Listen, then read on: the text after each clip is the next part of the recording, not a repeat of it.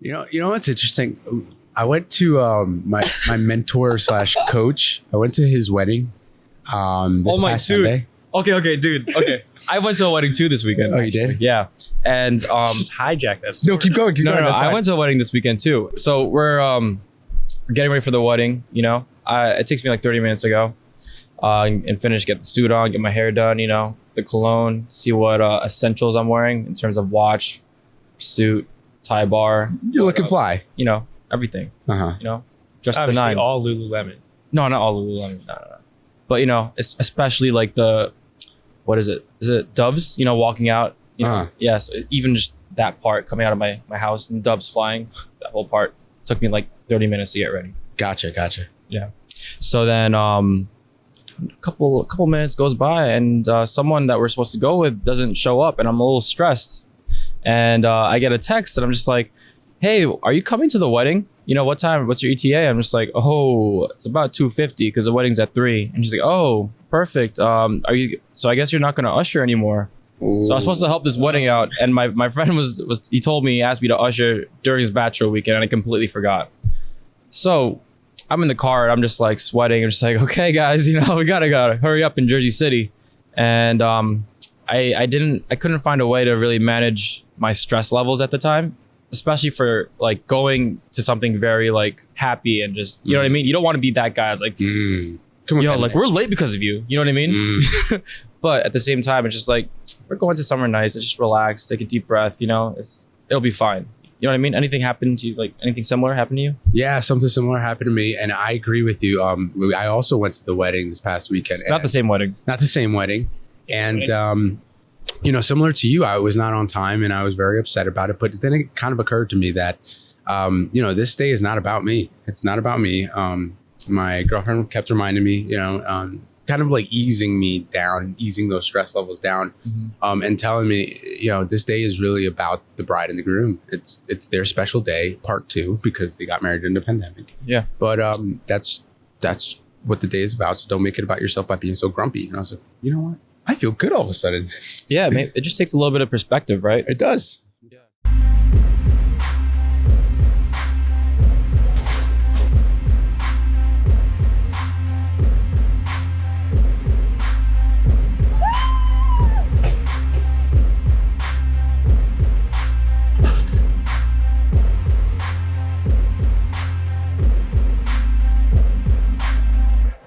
The mental rep.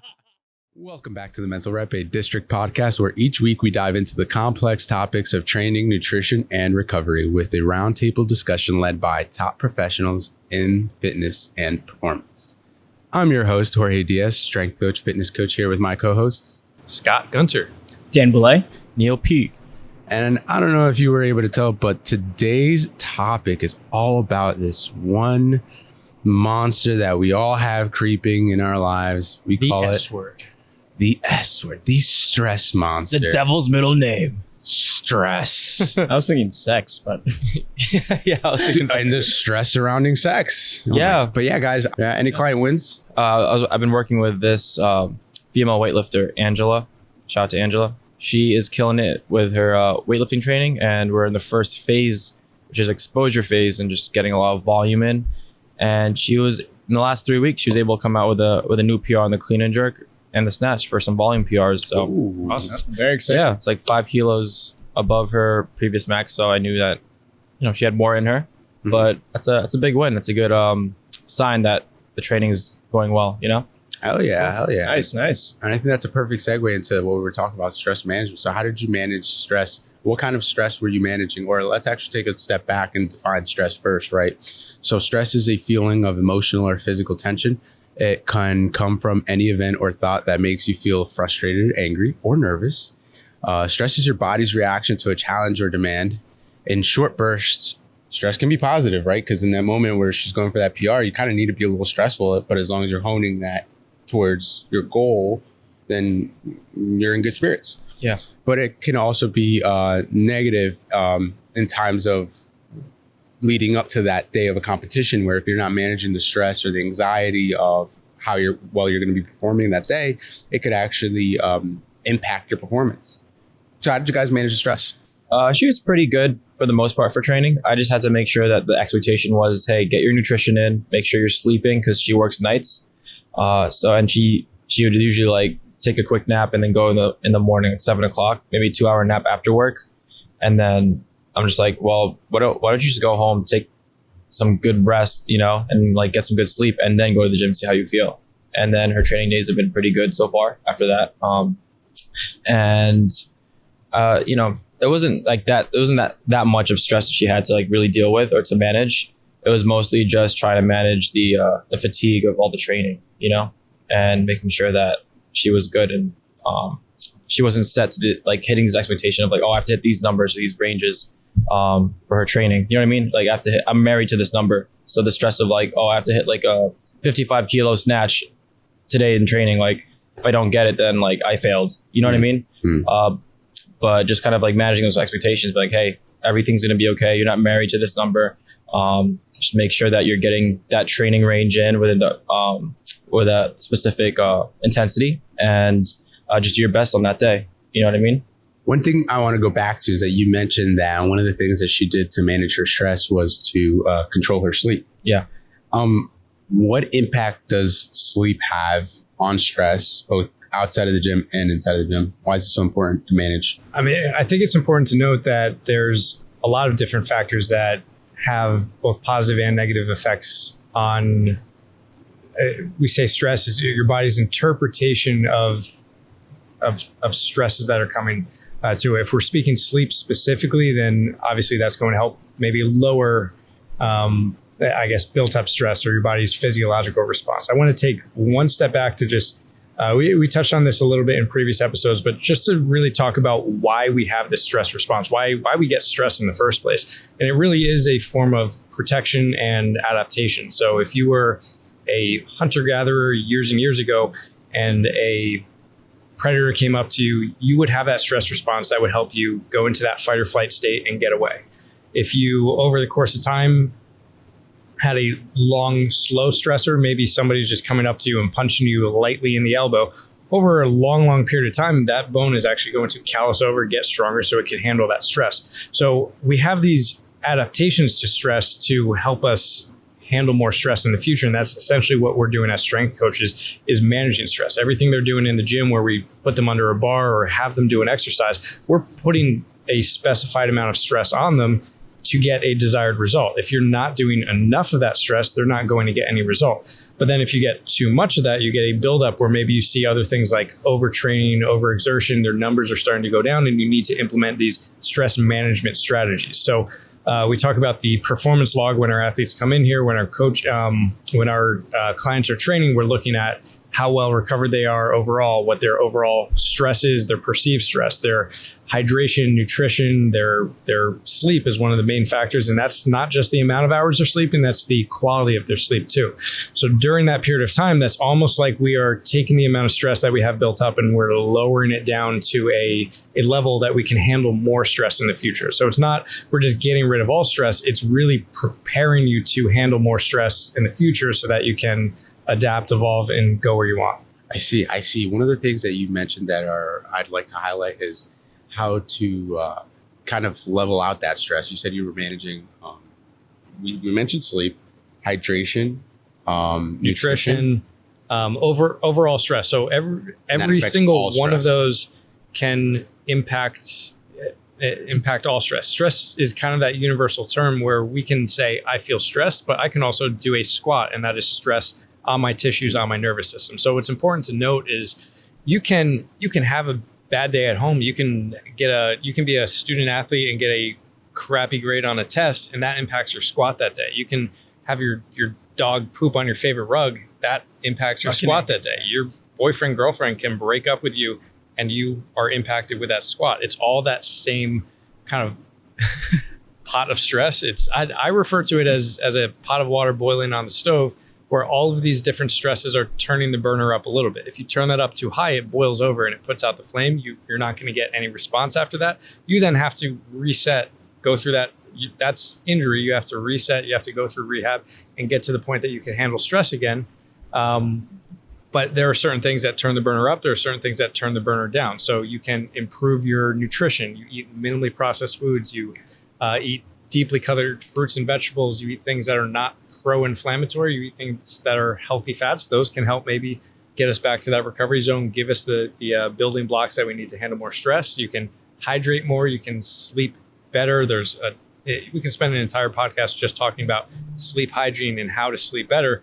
But even just stress management in general, I talked about these other areas of your life can creep into the gym and creep into your performance.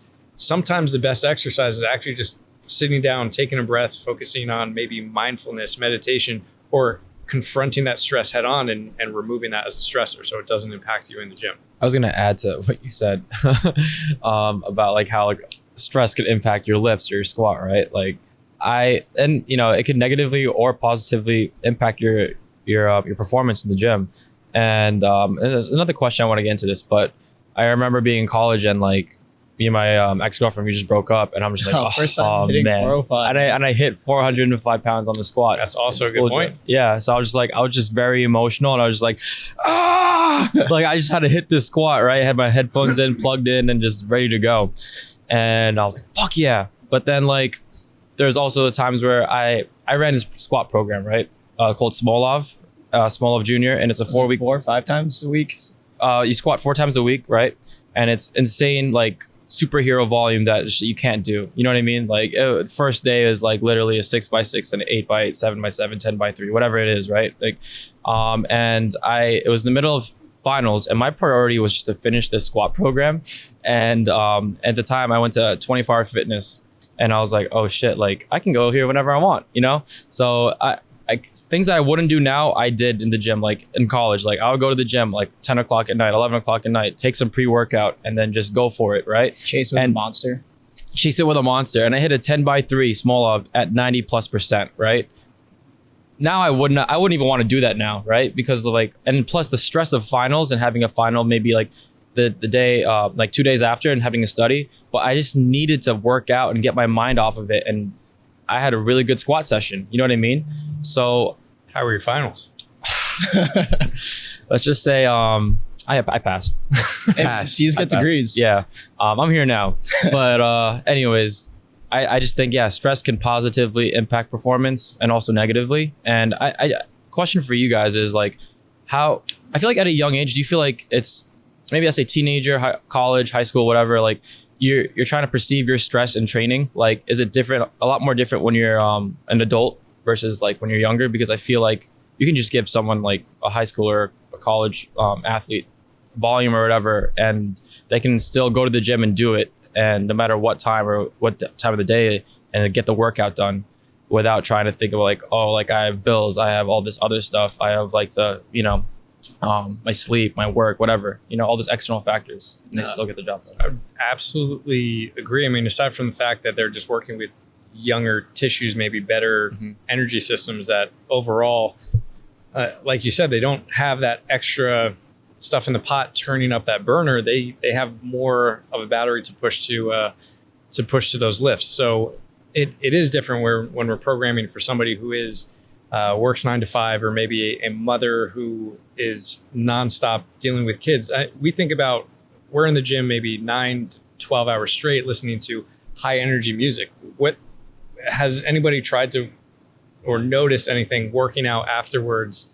And maybe you're just fatigued. Maybe you were just moving like lighter weights throughout the day. You're not doing an entire lift, but your nervous system is fatigued, it's depleted, because you've constantly had this high stimulus kind of pushing into you. It's definitely been a challenge for me, and it's something where sometimes where I leave here, I want to just turn off all the music, sometimes turn off the lights, not look at a TV, because like you said, stress can raise you up and get you ready for a lift. That's your fight or flight system. Maybe you did break up, maybe that's shooting you into a aggressive fight or flight system. But if you stay there too long, that gets depleted, that gets less impactful on your actual lifts, and then you don't have anything left, and you literally have to kind of push out all those extra factors and go into that recovery zone. I think I asked a question in there. I think I rambled. What was your question? Oh no, I think you answered it. What Especially like for young adults or like teenagers versus like They adults? just have more stress to manage, and I think that younger athletes, younger students, they have a different perception of it. So I also like to point out that stress isn't equal. So we have a dog over there that's been barking. Yeah. Some people may hear that bark and they think, ooh, a dog, cute, cuddly. I'm going into that rest or digest mode. I want to crouch down. I want to rub my face in his fur. Somebody who's maybe grown up and bit by that dog, they hear that same bark, they go fight or flight instantly, and they have a completely different response. So that just has to do with the amygdala in your brain. It's called the HPA axis, where stimulus goes in, our brain interprets, is this safe? Is this something I have to address right away? Or is this a threat? If it's perceived as a threat, you have a different response than the person next to you. So some of that could be the perception of stress of, say, students, younger athletes versus the perception of stress of adults who have maybe we've maybe been able to handle a little bit more stress, but we overload the amount of that. So you go to school and maybe one hair is out of place, your day is ruined. Somebody makes fun of you, it's the end of the world. You can't squat that day. Like, your day is over. You go to work now, like, okay, whatever. I maybe have windblown hair, I have sunburn. I don't care, but I throw in a ton of other stress because we can handle it. And that's where we sometimes overload more stress than we can handle. But I think everyone can handle different levels of stress based on their previous responses, previous experiences, and then how they've responded to that in the past. Why don't we go down the table and name a few, like one, two, well, maybe one item that is a stressful thing something stressful that could impact your performance in the gym that people don't really take account for. Neil, you want to start? Bro, I think Planning a wedding. Oh, yeah, that's pretty good. Yeah. what are some life stressors? What are some stressors regarding planning a wedding, and how does that impact you and your training regimen? Oh man, it's a whole lot of fun. I mean, obviously, like, there are a few factors when, for example, just planning a wedding, just one, making sure that the event goes well, making sure that we're inviting the right people, making sure that everybody else is happy. But then obviously also the financial commitment to something like that. So that's stressful. So you had quite two major life stressors in the past year. Number one, you opened up a gym. Number two, you have recently decided on a major commitment with a significant other, your partner, Scott. And number three, you got engaged. How have you been doing managing all those life stressors and your training? Have you seen any changes? And then noticeably, I'm sure you've experienced some of those other stressors that Neil was mentioning when you were back in school and you had finals, et cetera, et cetera. How let's kind of categorize into two different categories. There's adult stressors and there's like young adolescent stressors. Now, you've been training for almost a decade. What is the contrast between those adolescent stressors and your training versus these adult stressors in your training now? What's your perception on those things? I mean, I definitely think it's all relative. Like, 'cause I'm sure, any of our younger listeners probably are saying like, oh yeah, like I have finals, I have school, I have extracurricular activities that I have to focus on. Maybe a girlfriend, like everything that we kind of just mentioned. And it's all kind of relative in terms of the overall stress that we all feel. But, looking back, I would love to have that kind of stress again. Because yeah, like just everything kind of starting to pile up, kind of what we all were saying, it starts adding up a little bit more. So in terms of training, I'm still getting it done, but the overall quality has definitely dropped. Have you noticed having to implement more recovery strategies, or have you done anything like that? And have you noticed a positive or negative result? I mean, yes. Things like in the gym, outside of the gym, being more mindful. One thing I also want to touch on is just also just thinking about with you guys, how are we, I guess, pushing our clients to also manage that stress outside of the gym as well? Are you guys doing anything else? Yeah, one of the things I do that my therapist gave me some tip or information on was, kind controlling some of those physical variables when it comes to managing anxiety. So if you realize that you're anxious over maybe perhaps you're in a social gathering, perhaps you have anxiety over work, whatever type of anxiety that you might be experiencing, one of the first things that he told me to start doing is ask myself, have I drank enough water? Have I slept enough? I'm glad you said water at the end. Hydration. I drank enough. Yeah, those physical actions that you can take to manage stress, that should be number one priority. So I'm going to jump in there because I had a client just this morning who came up to me and he goes, Scott, how do you feel about taking testosterone? I go, clearly I haven't, but he was talking about his friend who came up to him recently, and actually a friend, not a guy like, oh, I'm asking for a friend. His friend came up to him and doesn't go to the gym, doesn't eat healthy, doesn't do everything that we're really talking about, and was saying, hey, I think I'm going to, one, get tested, see what my testosterone levels are, and then two, if I can, start taking it. And he's not doing any of these other things. And his reason for doing it, I asked, okay, well, why does he want to? Is he trying to use that to get bigger? And he says he feels fatigued, low energy all the time. Follow-up question, what is his nutrition like? What are his normal habits and activities? Is he sleeping? What's his stress like? All of those questions were pretty much not in the right area. And I just feel like a lot of people try to throw a Band-Aid on or jump to these extreme measures before addressing literally the vital things of being a human. Just eat what's on this earth, hydrate appropriately, sleep. That's literally a human superpower. Get a little bit more of it, and manage stress. I mean, we do talk about these certain strategies like mindfulness, maybe breathing. That I think is managing the stress, and maybe your stress is over here. I'm managing how I respond to it and how I feel in response to it. But I think there's also something to be said about confronting and addressing that stress and your perspective of that stress, confronting something that might be a stressor and then removing that from your life entirely. So how do you confront, I'm going to give you an example, right? So let's say, you have a client who's come in,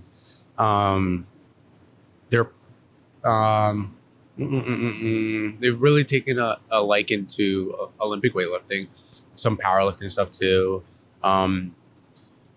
They want to get stronger, obviously. Now let's tap into their career, right? In the career, they are an executive. They're stressed out because it's busy season, taxes are due, and he might not have whatever problem he might have at work regarding finances. So it's a financial problem. How do you help him manage that stress? Well, one, he's in busy season and he didn't get to an executive position by not being able to manage stress. So I assume he does have relatively good coping mechanisms to begin with. Two, you focus on the finish line and knowing that there is that out at the end of it. That's something that you can also kind of work to. Hey! No. Please don't cut that out. Knowing that there is a finish line, you have something for them to focus on and be able to kind of push through and know that there's an out. Like we have finals at the end of school, okay, once I'm done with finals, I have spring break after that or winter break or summer break, whatever it is nowadays. Being able to see the finish line allows you to push through a higher level of stress for a certain period of time. They talk often if you have two people wandering through the desert and none of them have water, and one person knows that in 10 miles they'll get to water, that person who doesn't know where they're wandering to, they might stop before 10 miles. Not because they had to, but because just the mental, anguish of not knowing where that finish line is can be something that limits us. The other thing is really just looking at what is in his control. So working on, again, if there's maybe certain projects that he's working on, prioritizing those projects from what's the lowest hanging fruit, what's the easiest for me to complete and at least get a checkbox off my list so I don't have this entire clutter of different things. I mean, I do that with my work over the weekend all the time, where if I have a huge laundry list of stuff to do, that can be incredibly stressful. But if you start with, okay, if I do the dishes, I can get that done pretty quick. If I do this, I can get that done pretty quick. If I do this program, I can get that done pretty quick. I now have 3 check marks, and now my list is a lot smaller. So just organizing that, but also one of the more important things is making sure that they have some form of outlet that is not work, and maybe the gym is their outlet. But if you're an athlete, maybe a professional athlete, maybe you need something that's not the gym, not your sport, that you can completely disconnect from and have that time that you are not contributing directly to your stress levels in that same environment. Okay, so if you have a major presentation, if you have some career goal, or if you have some major life stressor pertaining to your career, you're saying look for outlets. You're saying acknowledge that there's the finish line. Acknowledge that there's a finish line, prioritize your tasks. Your tasks. And honestly, go into it with a fuller battery. Instead of working until you're entirely done, not sleeping, going through finals week, and then having your pre-workout and your energy drinks, so you're pushing all the way through. Maybe finding a stopping point and setting realistic goals. Like, I'm just going to get to this point. I'm going to stop right there. I'm going to close the book. I'm going to actually get a good night's sleep, and then starting over fresh, waking up a little bit earlier. I would rather, I am someone in the past who has procrastinated, who does stay up a little bit late to kind of complete tasks, but sometimes usually I actually feel better if I close the book at a certain point, wake up a little extra early, and then have a good morning leading up to that, and then hit it with a fresh mind. Mm-hmm. That's fair. Yeah, I would love to be that kind of guy. I never have been, but you know, I managed to get things done by deadlines. That's why I love deadlines. So would you say, like, if you have a deadline, right, and you're working, would you rather have pushed through, or be like, all right, I'm gonna take like a 10-minute break and then like maybe take a walk? You know, like what would you do? Yeah, so it depends, right? For me personally, I'm the type of guy that likes to work right through things. I need that deadline. I need that sense of urgency. I need my fight or flight response to be on full effect. And that's just how I work. Scott, I think you brought a good point that for a better way that being the way I am and seeing how you just laid that out, I do think a better way to approach certain things would be to set those objectives, so that way you're not stressed, so that you can manage multiple things at once. The way my approach works is, you know, you get one thing done and you're done with that, and then you move on to the next thing. So I guess it just depends on what type of person you are and what kind of stressors you have in your life. Well, I was also going to say, when you were coming up with an example, the example I wanted to give of a stressor and how to manage it is, most of us get stressed out when we're late for something, late for a wedding, late for work. Most of us are going to be stressed out by being late. That's something we can control. If I hate arriving at the same time or after a client, do I do it? Yes. What I can do about that is prep some things for the morning, find out what slows me down in the morning, and then maybe set a deadline for the time that I actually leave. But then get up a little bit earlier. And in order to do that, I might have to go to sleep a little bit earlier. But that is within my control. So look at the stressors like that you can control. Most people with road rage, they're not angry because they have all the time in the world to get to their place, and maybe this person just cut them off. That might tick you off. But the person who really has bad road rage is usually somebody who's either been sitting in traffic for a while, they didn't leave enough time, and they're going to be late because maybe they didn't leave early enough. So look at the things that we can control, maybe the tasks that we push a little bit later. Maybe you are that person who procrastinates a little bit. Yes, I also function a little bit better when I have that deadline and I'm right up against it, but would I be less stressed and have more energy to put towards other areas of my life if I got that out of the way and addressed it a little bit earlier? So last 2 questions I want to ask you guys, and I'm going to direct these 2 questions to Dan and Neil, but obviously, Scott, if you want to hop in, you can hop in. I'm not really hopping. Dan, you know, and Scott, I bet you probably have something to say about this too, because you went through it with Dan. But Dan, you've always been the type that you can jump into a pool with the lights off and you just have faith that there's water in there. But you're very methodical about it. You do your homework, but you have a really keen sense of that everything's going to be okay. You know, you do just jump in and you land into the water, and it's the best time of your life. And then we all follow and just jump in, right? So how do you manage with the stress of not knowing? Because that's also a major stress that people encounter, is just not knowing what the outcome will be like. Fear of failure. You know what? It's not actually like when it kind of comes to that, like thinking about the gym, for example, I wouldn't say that I don't know, but it's more so just having faith in yourself, but prepping yourself in the future. When it comes towards managing our stress, being able to, one, say no to things that we can't necessarily handle. I'm definitely a yes man. I'm definitely somebody who's going to say yes to just about anything somebody asks me to do and help out with them. But it's definitely making sure that you're prioritizing yourself and leaning on others to help you out. I think a lot of us don't utilize the people around us enough to help us manage our stress. And we always, I feel like at least myself and a lot of people want to be that hero to kind of do it all on their own. So you're saying have faith in yourself, and that's something that you repeatedly practiced every day. You were just kind of telling yourself like, it's going to work out. It's going to work out. If it's meant to be, it's up to me type of deal, right? Yeah. Nice. And then final question for you guys. This one's more directed towards Neil. Neil, so you got, I'm going to paint you a scene here. You got a competitor, athlete, etc. They have this day where they're going to compete in some sport, whether it's weightlifting, whether it's swimming, but this is the day. They've been training for months. How do you help this athlete manage their stress? Just making sure that, like what Scott said, their performance log before coming to the gym, maybe just asking that through text, if it's like a very important day in their athletic career, or if they're competing, like just making sure that they're well set for the day. Maybe it's like preparing their meals beforehand, or what they're going to wear, trying to help them.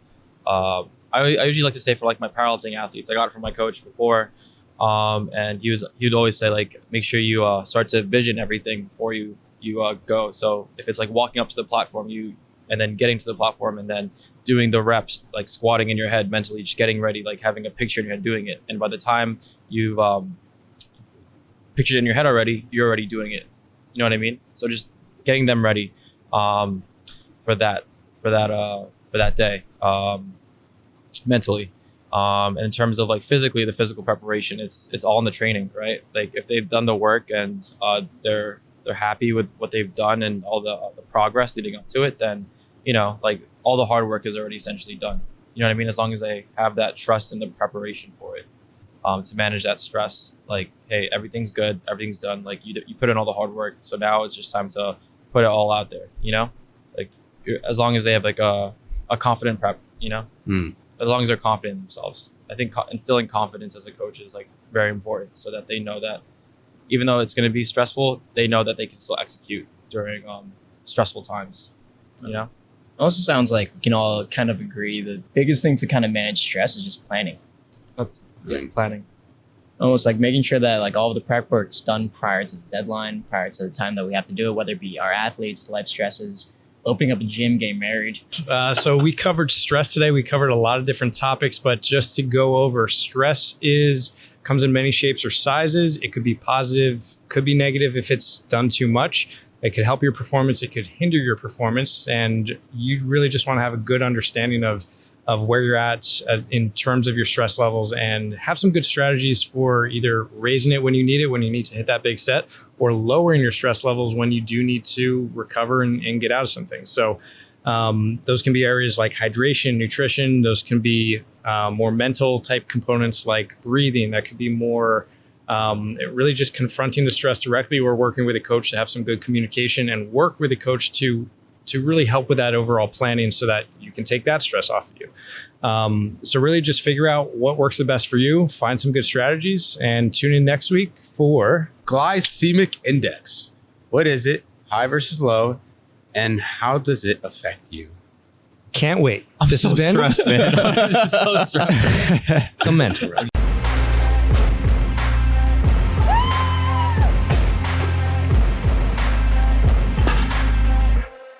The Mental Rep.